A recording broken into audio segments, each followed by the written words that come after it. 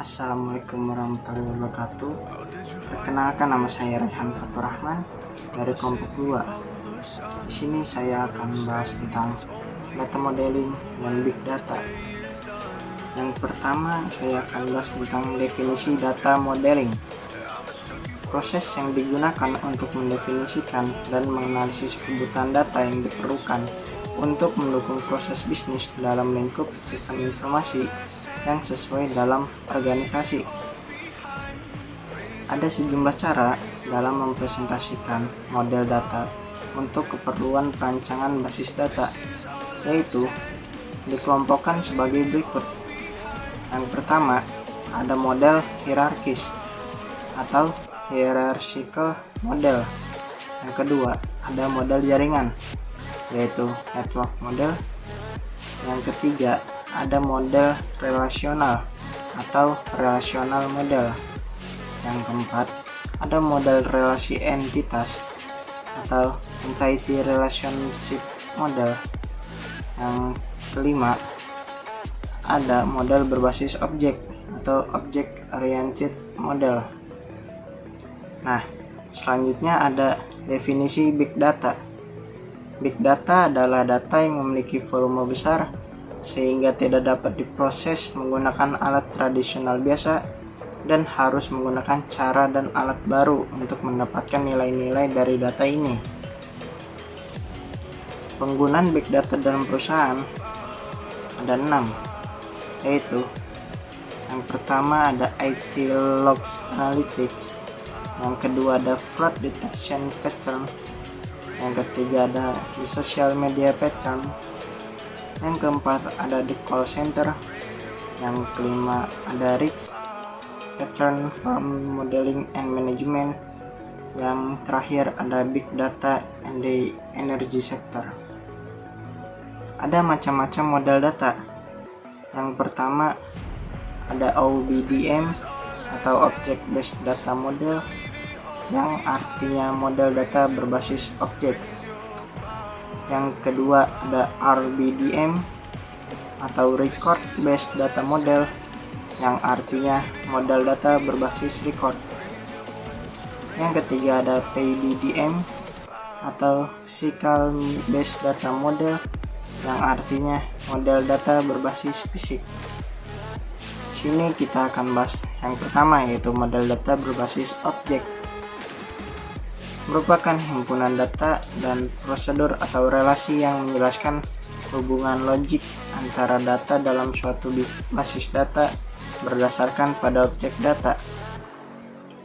Nah, dalam model data berbasis objek ini terdiri dari beberapa model. Yang pertama ada Entity Relationship Model, yang kedua ada Semantic Model, dan yang ketiga ada Binary Model.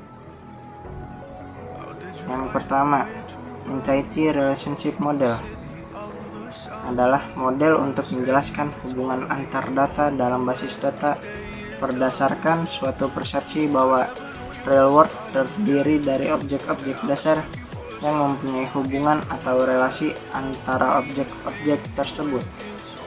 Contoh kasus PR model seperti di atas ini. Yang kedua ada Semantic Model, model di mana relasi antara objek dasar tidak dinyatakan dengan simbol, tetapi menggunakan kata-kata atau semantik. Contoh kasus semantik model ada di atas. Dan yang ketiga ada binary model, model data yang memperluas definisi dari entity, bukan hanya atribut-atributnya, tetapi juga tindakan-tindakannya. Sini saya akan bahas yang kedua, yaitu model data berbasis record. Merupakan himpunan data dan prosedur atau relasi yang menjelaskan hubungan logik antar data dalam suatu basis data model yang didasarkan pada record. Model data berbasis record ini ada 3 macam, yaitu hierarchical model, network model, dan relational model. Yang pertama ada hierarchical model. Dalam model hierarki ini hanya ada satu root atau satu cabang. Setiap child atau anak hanya boleh mempunyai satu parent atau orang tua. dan parent boleh mempunyai lebih dari satu anak. Yang kedua ada network model. Network model ini menyusun record dalam bentuk graph. Sebuah chart dapat mempunyai lebih dari satu parent. Yang ketiga ada relational model. Representasi dalam bentuk tabel yang terdapat sejumlah bratis yang menunjuk record dan kolom yang menunjuk atribut. Kelebihan dan kekurangan relational model. Kelebihannya ada 7, yaitu yang pertama, 1. Data sangat cepat diakses, struktur basis data mudah dilakukan perubahan. Yang kedua, data direpresentasikan secara logik, user tidak membutuhkan bagaimana data disimpan. Yang ketiga, mudah untuk membentuk query yang kompleks dalam melakukan retrieve data. Yang keempat, mudah untuk mengimplementasikan integritas data. Yang kelima, data lebih akurat. Yang keenam, mudah untuk membangun dan memodifikasi program aplikasi. Dan yang terakhir, telah dikembangkan Structure Query Language atau SQL.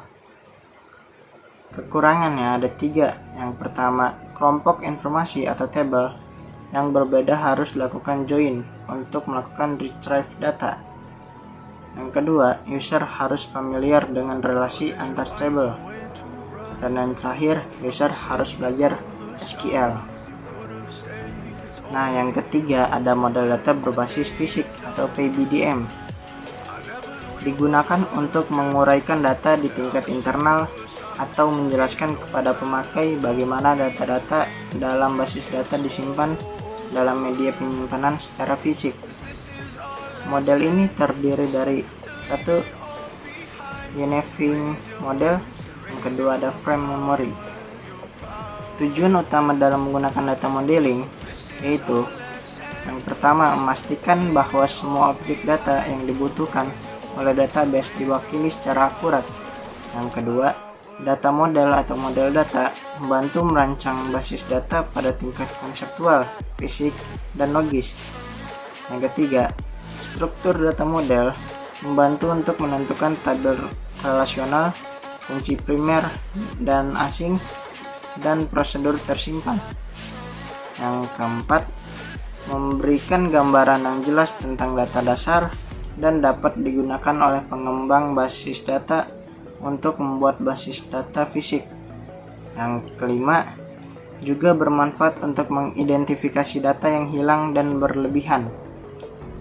Yang keenam, meskipun kreasi awal data model makan waktu dan tenaga dalam jangka panjang, hal itu membuat pemutakhiran dan pemeliharaan infrastruktur TI lebih murah dan lebih cepat. Contoh model data yang digunakan oleh perusahaan yaitu model basis data relasional, tabel atau kelompok data yang saling berhubungan, tabel terdiri baris dan kolom. Baris adalah merepresentasikan tuple atau record pada tabel, dan kolom merepresentasikan fields pada tabel. Tabel dapat berhubungan dengan tabel yang lain dengan menggunakan kunci. Jadi, kesimpulannya yaitu pemodelan data adalah teknik untuk mengatur dan mendokumentasikan data sistem. Terkadang disebut pemodelan basis data. Mencari relationship diagram adalah model data yang menggunakan beberapa notasi untuk menggambarkan data dalam hal entitas dan hubungan yang dijelaskan oleh data tersebut. Entitas adalah kelas, orang, tempat, objek, peristiwa, atau konsep yang perlu kita ambil dan simpan data.